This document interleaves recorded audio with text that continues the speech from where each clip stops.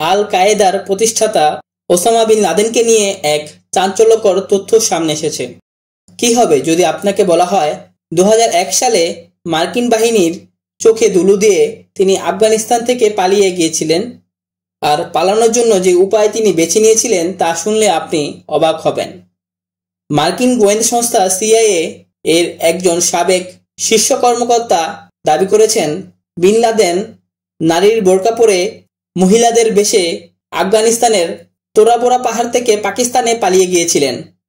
আজ চলুন এই অবিশ্বাস্য ঘটনার পেছনের কাহিনী জেনে নিই।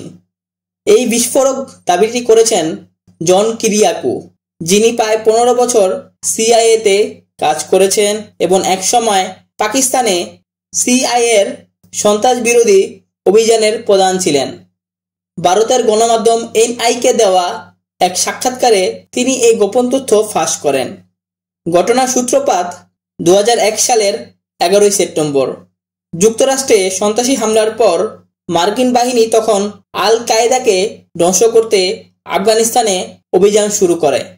2001 সালের অক্টোবরে তারা জানতে পারে ওসামা বিন লাদেন এবং আল কায়েদার শীর্ষ নেতারা আফগানিস্তানের দুর্গম তোরা বোরা পাহাড়ে লুকিয়ে আছেন। মার্কিন বাহিনী দ্রুতই পুরো এলাকা ঘিরে ফেলে।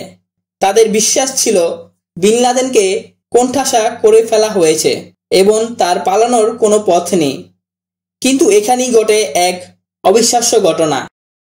কিরিয়াকু জানান, মার্কিন সেন্ট্রাল কমান্ডের তৎকালীন কমান্ডার জেনারেল ফ্র্যাঙ্কসের দোভাষী হিসেবে যে ব্যক্তি কাজ করেছিলেন তিনি আসলে ছিলেন আল কায়েদার একজন গুপ্তচর।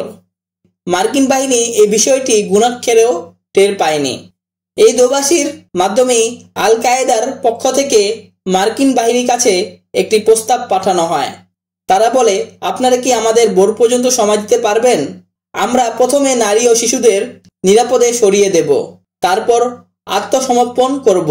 জেনারেল এই প্রস্তাবে রাজি হয়ে যান, আর এটাই ছিল মার্কিন বাহিনীর সবচেয়ে বড় ভুল। কিরিয়াকুর মতে সেই রাতেই অন্ধকারের সুযোগ নেন বিন লাদেন। তিনি নারীর বোরকা পরে মহিলাদের মতো বেশ ধারণ করে একটি পিকআপ ট্রাকে উঠে বসেন এবং পাকিস্তান সীমান্তের দিকে পালিয়ে যান। পরদিন ভোরে মার্কিন বাহিনী যখন আত্মসমর্পণের জন্য অপেক্ষা করছিল, তারা পাহাড়ে গিয়ে দেখে একজনও জঙ্গি নেই। সবাই রাতের অন্ধকারে পালিয়ে গেছে।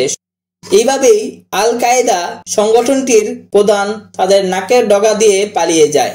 শুধু তাই নয়, কিরিয়াকু পাকিস্তান নিয়েও একটি বিস্ফোরক মন্তব্য করেছেন।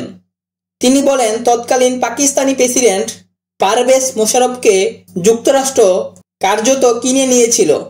তার ভাষায়, আমরা স্বৈরশাসকদের সাথে কাজ করতে পছন্দ করি, কারণ তখন আর জনমত বা মিডিয়ার চিন্তা করতে হয় না। আমরা মোশাররফকে $1 কোটি সামরিক ও অর্থনৈতিক সহায়তা দিয়ে কিনে নিয়েছিলাম। এই ঘটনার পরই মার্কিন বাহিনীকে তাদের লড়াই আফগানিস্তান থেকে পাকিস্তানে সরিয়ে নিতে হয়। প্রায় 10 বছর চলে বিন লাদেনকে খোঁজার অভিযান। অবশেষে 2011 সালের 2 মে পাকিস্তানের অ্যাবোটাবাদ শহরে একটি গোপন আস্তানায় ওসামা বিন লাদেনকে খুঁজে পাওয়া যায় এবং মার্কিন নেভি সিলের অভিযানে তিনি নিহত হন। তোরাপোরা থেকে বিন লাদেনের সেই অবিশ্বাস্য পলায়ন আজও গোয়েন্দা ব্যর্থতার এক বড় উদাহরণ হয়ে আছে। একজন বিশ্বাসঘাতক দোভাষী তার একটি ভুল সিদ্ধান্তের কারণে বিন লাদেনকে ধরতে মার্কিন যুক্তরাষ্ট্রকে অপেক্ষা করতে হয়েছিল আরো 10টি বছর। এই চাঞ্চল্যকর তথ্যটি নিয়ে আপনার কি মতামত কমেন্টে আমাদের জানান। ভিডিওটি ভালো লাগলে লাইক করুন, বন্ধুদের সাথে শেয়ার করুন এবং আরো এমন অজানা কাহিনীর জন্য সাবস্ক্রাইব করতে ভুলবেন না।